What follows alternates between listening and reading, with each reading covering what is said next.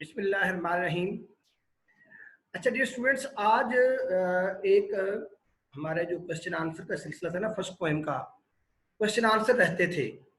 हमने पोएम को रीड भी कर लिया था, उसके बाद हमने उसके रेफरेंस कॉन्टेक्स्ट को भी डिस्कस कर लिया था। उम्मीद है आपने राइट डाउन कर लिया होगा। तो आपको बताना ये था कि जो रिकॉर्डिंग होती है ना, इसकी लैपटॉप के ऊपर होती है, और इसका जो रिजल्ट है ना वीडियो का, वो लैपटॉप पे ज़्यादा अच्छा आएगा। तो आपने कोशिश ये करनी है कि लैपटॉप यूज करते हुए ना इसमें से आप फायदा उठाएं, क्योंकि इसकी रिकॉर्डिंग लैपटॉप पे होती है। मोबाइल पे इसका जो फॉन्ट है वो छोटा आएगा। तो कोशिश करें कि जब भी ये वीडियो देखें तो आप लैपटॉप पे देखें, और हम कोशिश करेंगे फ्यूचर में कि फॉन्ट बड़े कर दें। वो मोबाइल पे भी आप देख लें, लेकिन अभी आपको फिलहाल मैं ये कह रहा हूँ कि आप इसको कोशिश करें कि लैपटॉप पे देखें और इसका फायदा उठाएं। देखें, मैं क्वेश्चन बड़ी मेहनत से आपके लिए तैयार किए हैं। ये सिर्फ एक और मैंने बात बतानी थी आपको डियर, कि ये सिर्फ टॉपर स्टूडेंट्स के लिए है जो एफएससी कर रहे हैं। जो बच्चा एफ और आई काम कर रहा है तो उसके लिए इतने ये मतलब वो दो नहीं करता, पहली चीज से बोर हो जाता है। ये उन बच्चों के लिए है जिनका एक नंबर जो है ना उनके करियर का फैसला कर सकता है। तो ये बड़ा इंपॉर्टेंट है, इस लिहाज से बड़े इंपॉर्टेंट है। लेकिन ये है सिलेक्टिव लोगों के लिए, टॉपर्स के लिए है। जो एफएससी के टैलेंट सेक्शन होते हैं सिर्फ उनके लिए है। तो कोशिश करेंगे वही बच्चे, अगर आम बच्चा अगर इनको फॉलो करेगा तो बेचारा है तो वो मसाइल का शिकार हो जाएगा, उसको समझ कम आएगी। हर बंदे का अपना कैलिबर होता है, अपना टारगेट होता है। तो काइंडली जो टॉपर स्टूडेंट्स हैं सिर्फ वो इसको एक्सेस करें तो उनको ज्यादा फायदा होगा।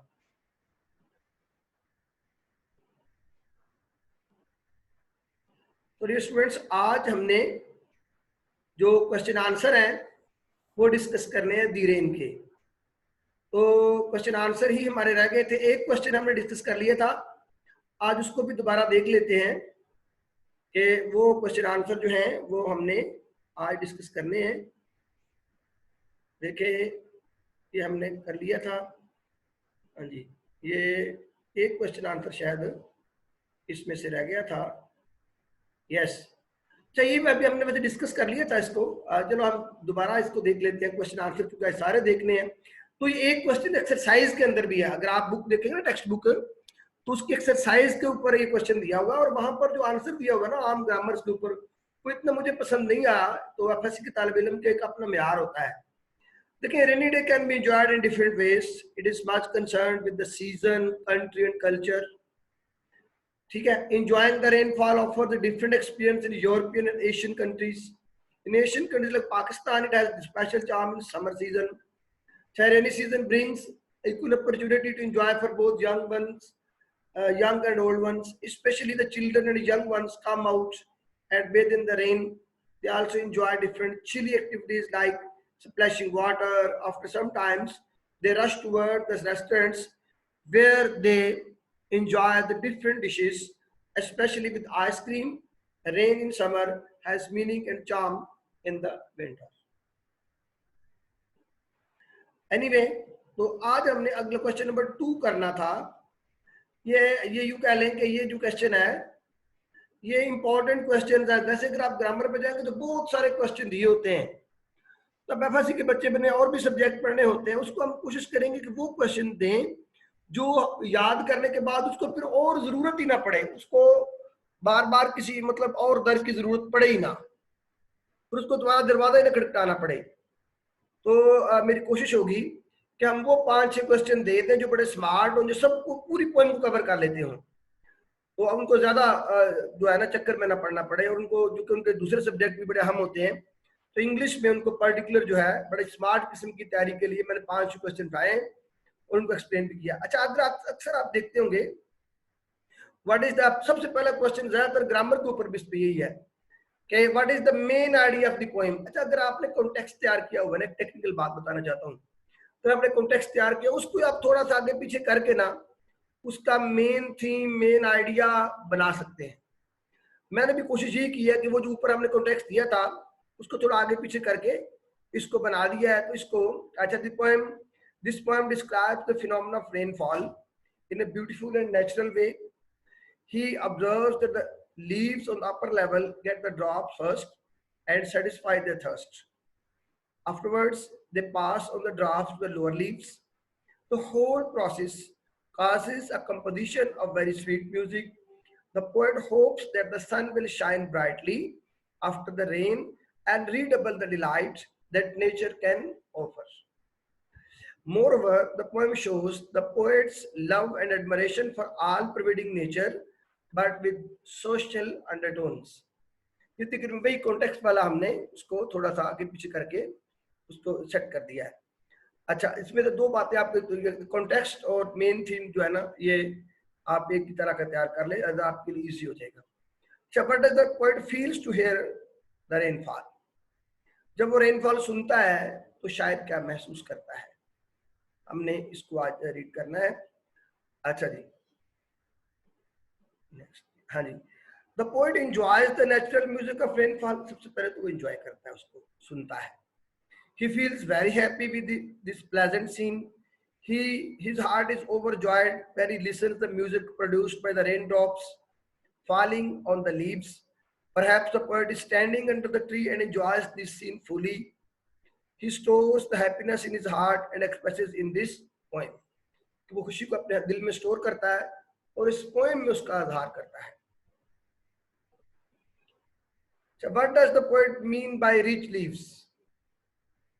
The poet called the upper leaves of tree rich because they enjoy the maximum rain and then transfer to the lower leaves. That's why the poet calls them rich leaves as their first direct beneficiary of the raindrops.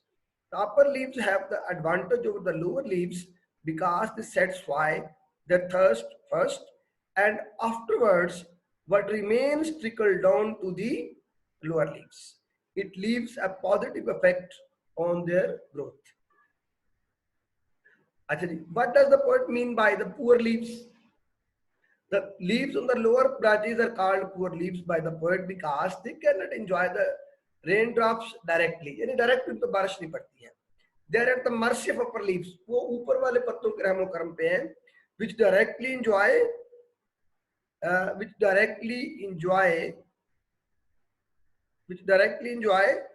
the raindrops. Being lower is great advantage for them. इन नीचे होना उनके लिए बड़ा disadvantage.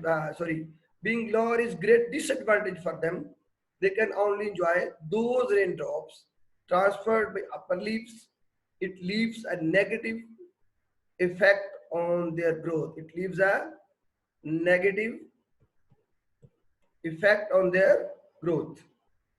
So the next question is, what are the implied meaning of rich leaves and poor leaves? What do the rich leaves and poor leaves stand for? अच्छा, आपको मैंने जब poem पढ़ रहे तो मैंने वहां भी बताया था कि पत्ते जो है ना, लोअर और अपर लीव्स, ये डिफरेंट क्लासेस को शो करते हैं. असल में ये अलामत है अमीर और गरीब के दरमियान जो तबकाती कशमकश है उसका भी है कि ऊपर वाले जो लोग हैं ज्यादा एंजॉय करते हैं सोर्सेज को, निचले वाले कम करते हैं. So definitely the phrases rich leaves and poor leaves have implied meaning. Implied के मतलब तो छुपे हुए मानी, symbolic meaning. As the poem has also symbolic importance, the rich leaves stand for the upper classes of society who enjoy the maximum resources of a country, while the lower leaves stand for the lower classes of society as they have to depend on upper classes for their survival and well-being. Thus, the lower classes are trapped into the never-ending vicious net of poverty. वो कभी ना खत्म होने वाले जो गुर्बत के net में पकड़े जाते हैं, मनहूस चक्कर में फंस जाते हैं. अच्छा, ये क्वेश्चन है जो अक्सर ग्रामर्स में भी बहुत कम है. वो है कि इसके अंदर पर्सोनिफिकेशन है. मैंने आपको बताया था लास्ट लेक्चर में बात हुई कि पर्सोनिफिकेशन क्या होती है. चलो अब मैंने आज उसको लिख दिया पूरा डेफिनेशन को. व्हाइट बोर्ड पे उतना उस वक्त बाद नहीं लिखा गया था, तो आज मैं आपको बड़ा क्लियर कर देता हूँ. क्वेश्चन ही हमने ये बना लिया, डिफाइन पर्सोनिफिकेशन. ये आपको अगली पोएम्स में बहुत काम आएगी. आपकी शायरी में अक्सर शायर ने पर्सोनिफिकेशन की डिवाइस को इस्तेमाल किया है. So do you think that the poet has used personification in this poem? Yes, personification means to attach some human quality to some idea, feeling, or lifeless thing. In this poem, the poet has used personification in the opening stanza. Human qualities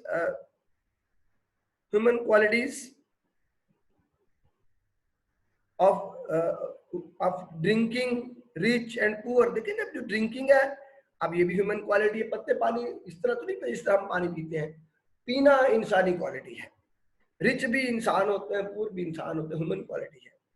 attach to leaves, ये पत्तों के साथ जब उनको जोड़ा तो पत्तों को फिर शायर ने पर्सोनिफाई कर दिया। The poets mostly use this literary device, अक्सर शायर इस डिवाइस को इस्तेमाल करते हैं किसके लिए? To make their work more meaningful, ताकि उनकी जो शायरी है, उनका जो काम है, वो ज्यादा बामानी हो। अच्छा भाई, एक चीज जो थी ना, हमारे सिनोनिम रह गए थे, इसमें बहुत कम सिनोनिम है। 3 सिनोनिम इसमें किससे आते हैं? 2 तो बड़े इंपॉर्टेंट है, बीनीथ अंडर भी होता है, बिलो भी बीनीथ के मन नीचे होते हैं। वॉन्डरस जो होता है, फैंटास्टिक भी होता है, एस्टोनिशिंग होता है, अमेजिंग मार्वलस होता है। तो साइट जो है, इसको सीन भी कहते हैं, स्पेक्टिकल भी कहते हैं, और व्यू भी कहते हैं। तो ये आज का लेक्चर है। तो भाई देखें, हालात जो भी मुल्क के हों, आपने बेटा लर्निंग के मुहाज पर, इल्म के मुहाज पर डटे रहना है।